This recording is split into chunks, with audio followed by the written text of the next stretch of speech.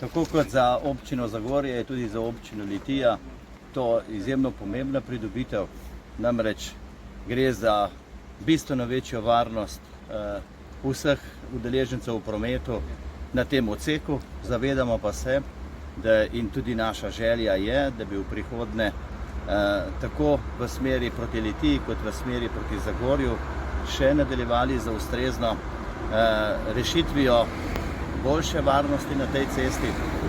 Vsekakor pa izražam iskreno zahvalo tako ministrstvu, direkciji za ceste, izvajalcev, projektantov in tako naprej za, se pravi, to izvedbo. Zagotovo je to danes sporočilo, da so udeleženci v prometu lahko bolj varni, zagotovo vsaj na tem odseku.